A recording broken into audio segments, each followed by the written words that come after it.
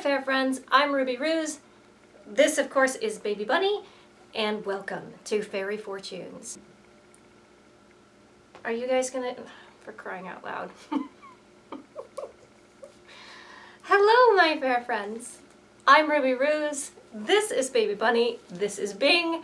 Crowley and Castiel are over there, and welcome to Fairy Fortunes. Today we're going to be talking about self-love on the last week of September, Self-Love September. So I do get a few questions about how I care for myself at festivals when I am reading fortunes all day long. And what I can tell you is that I really do not find that draining at all. In fact, it makes me feel actually quite good. It makes me feel useful. It makes me feel that I'm serving my purpose. And I think what it is it's a very shared experience. So if you do wish to read fortunes for other people, you just need to keep in mind that it is a shared experience.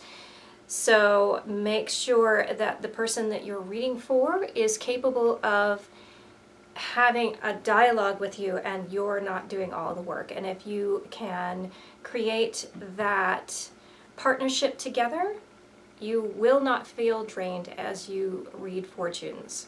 So that is my advice to you. One of the things that I practice that helps me the most, I think, in my self-care is the practice of gratitude. And I try not to make that blanket statements. I don't generally say, oh, I'm grateful for my health. I don't say I'm grateful for my cats. I usually don't say things like that. The reason being is that I really feel that the gratitude has to be for the present moment. And if I make blanket statements like I'm grateful for my cats, sometimes my cats get into a lot of craziness. They're here in the room with me now and they're causing a lot of distractions, as a matter of fact. So, and sometimes when I'm frustrated, when they make a mess in outside of the litter box, or they have a hairball or something like that, sometimes it can be very frustrating. And I may have to admit that I'm not grateful for my cats in that moment. And that doesn't mean that I'm a terrible person. It doesn't mean that I'm abusive to my animal companions. It just means that I'm showing the emotion of frustration and I'm not grateful for them in that present moment. So, and if I try to force myself to say, oh, I'm grateful for my cats, I'm grateful for my cats, it's not going to be a self-care moment for me. It's just going to add to my frustration because I'm trying to punish myself rather than remind myself that I have value and that I have a purpose to fill in this world, and that I'm doing the best that I can, and that the world is a better place for me having been here in it. So I try to really focus on the moment. So for example, I have one of my cats right now who is playing with the video camera right now. And while I might not necessarily, here he is. Hello, Castiel. Hello, would you like to make a cameo appearance? Everyone, this is my latest animal companion. This is Castiel. Hi. Hi. How are you? Castiel came to me by accident, literally. So I am very grateful that he is thriving in my care. Because he was kind of in a bad way when he first came into my life. So I'm very glad and very grateful that he is healthy and thriving now. So that is something that I truly am grateful, even though he was distracting me and he was playing with the camera and I was momentarily concerned that he was going to knock it over. So that is something that is uplifting to me. It makes me feel good. It promotes that self-care. So, and I'm not forcing myself to accept something that I find frustrating in the moment. So, and every time that I make a mistake or I feel bad about myself, I really take a moment and I take a breath and I think of 3 things that I'm grateful for in that moment. So, for example, right now, I'm really grateful that I had the time and energy to film this video today. I'm really I'm really grateful for my very friendly animal companions who make cameo appearances. This is Miss Crowley Cat. So points to anyone who can make the connection between Crowley Cat and Castiel in the comments down below. So I'm very grateful for my animal companions who bring joy to my life. I'm very grateful that I have a warm place to live as the winter starts coming to us, and that way I can watch the beautiful snow fall and the leaves turn in the comfort of a nice warm house. So I'm very grateful for that. So that is my main action of self-care. Now, some of the other practices that I try to follow for self-care is I try to be very committed to getting enough sleep. And I'm not going to lie to you, that can be very challenging. And, you know, sometimes I choose to break that commitment just because I want to. And every time that I do that, I'm always cranky the next morning when I make that choice. I'm easily frustrated, and I'm not my best self. So I really have tried to make a commitment to getting enough sleep. For me, I tend to need about 8 hours of sleep, sometimes even more. So I need about 8 to 10 hours of sleep every day. And I'm going to tell you right now that it is worth it. I am missing absolutely nothing by sleeping and taking care of myself. So because I know that I'm my best self when I have enough sleep and I'm able to have the energy the following day to get more accomplished. Because when I do not commit to getting enough sleep, even if I extend the hours of my waking time, it's just not quality time, and I'm not doing my best work if I haven't gotten enough sleep. So sleep is another way that I do self-care for myself. Another form of self-care for me is food. I really don't get sick. I'm a fairy. Sorry, I have an advantage.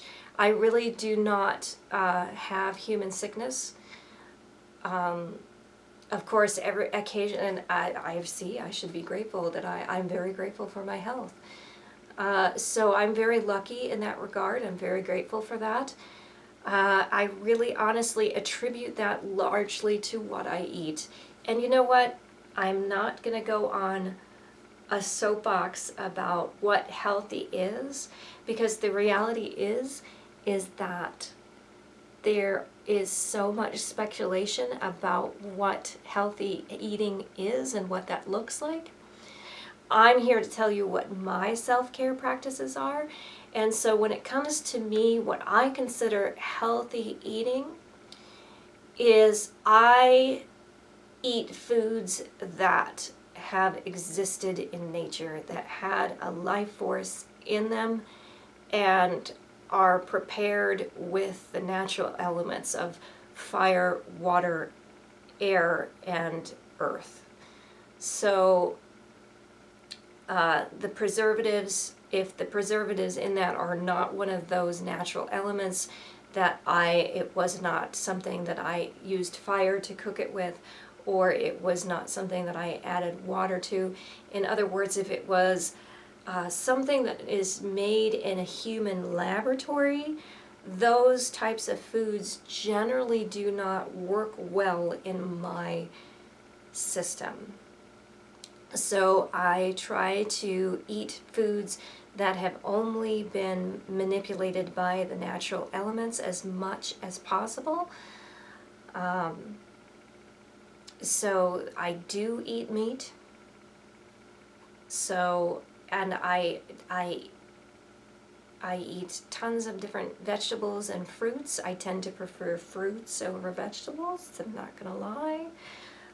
But the reality is I really try to stay with things that have only been manipulated with fire, water, earth, and air. So only those things have been added to it, things that have existed in this natural plane. And that's just what works for me. I've noticed that if I eat really heavily processed foods that have been designed in a laboratory, for example, I don't mean to go on a soapbox, but for example, these vegan meats, for example, they do not work for me. They have actually make me violently ill, give me terrible headaches. So if it has been created in a human laboratory, I usually stay away from those things. So I really try to stick with things that and that's another thing, I try to stay with foods that I've cooked myself. Definitely fast food restaurants do not work well with my system. Once again, they make me pretty ill. I am very grateful for my health, as I said before, but eating fast food really does a number on my digestive system. I just can't, my body just does not recognize those elements, those things as food products, generally speaking. And likewise, I do enjoy eating at restaurants. I find that to be a very entertaining experience. But I do tend to limit that practice as well, because you never really know what you're getting when someone else has prepared it, especially if they prepared it in a mass restaurant setting. You don't have any control over what kind of oils they're using, if that oil came from, for instance, an olive that it had a life force that exists in nature, or if it came from a laboratory. You just don't know what necessarily that restaurant is using. So while that can be a great experience, that can be an experience of self-care for me, to go out and have fun and eat at a restaurant and have someone serve me delicious food, as I said, I do tend to limit that, because I just like to have a little bit more control over those things that are going inside my body to sustain me. So those are some of my some of my self-care practices. Hi. Hi. You gonna come up and join the video? Yeah, that's Bunny. So another part of my self-care practice is, today we are outside of the Fairy Fortune studio. We are actually in my altar space right now, where the cats are welcome, as you can see. Hi, babe. Another form of self-care is baby kittens. So this is my altar space here, and one of my self-care practices that usually is the first to go, I'm not gonna lie, is the practice of meditation. Now with me, I do really enjoy meditation. I do find it to be very healing, very grounding for me. I do not practice meditation in this very hoity-toity, very, existential kind of way. I'll share with you some of my meditation practices with you, and if you would like to have a longer video just on meditation, please let me know in the comments below. So I'll share with you the most simple and basic meditation practice that I do. I use a mantra, actually, because for me, it is very difficult. My mind is constantly going 1,000 miles a minute. I have many things that I'm thinking about. Yeah, I'm easily distracted. So mantra keeps me focused on my meditation and really helps me to relax my mind and body. And I was given this meditation mantra by a great friend who has crossed over into the veil. Her name was Karen Jackson. She ran the Temple of the Four Winds, and I had the great honor and privilege of being instructed in meditation by her. And her basic meditation was a simple mantra where you say, I am Ruby Rose, or if you would like to try this practice, it would be your name. I am Ruby Rose. I am a part of the earth. I am a part of the unmanifest. I am here, and it is now. And I repeat that over and over and over again. I am Ruby Rose. I am a part of the earth. I am a part of the unmanifest. I am here, and it is now. And I repeat that over and over and over in my mind. And you know what? Sometimes when I get distracted, if Castiel comes up on my lap and I notice that Castiel is in my lap, then I just say, oh yes, Castiel is on my lap. And then I go right back to, I am Ruby Rose. I am a part of the earth. I am a part of the unmanifest. I am here, and it is now. And really, I only continue this mantra for about 8 to 10 minutes. If I make it 10 minutes, that is an awesome day. Sometimes it's just 8. So as I said, I do have some other meditation practices that I use and enjoy and love. So if you are curious and would like me to do a longer video just on meditation, please leave a comment down below and I will put that together for you. And then finally, I just wanted to share my last self-care practice with you, and that is journaling. I really enjoy the process of taking a pen to paper and just letting my thoughts flow. I don't worry about spelling, I don't worry about punctuation. Sometimes I like to use different colors, and I just write and write and write and write. And it's for no one but myself. So I write about dreams that I've had during the night, I write about Castiel, I write about Bunny, I write sometimes stories, I write about some goals that I'd like to accomplish for myself. That journaling definitely can be a kind of meditative process for me. So it does, I feel like I'm downloading my mind when I'm journaling. So I do hope that you have had a wonderful self-care September. If you would, in addition to the other questions that I've left for you, please share with me your favorite mode of self-care, and so that we can share our self-care September as we move into October and the winter season.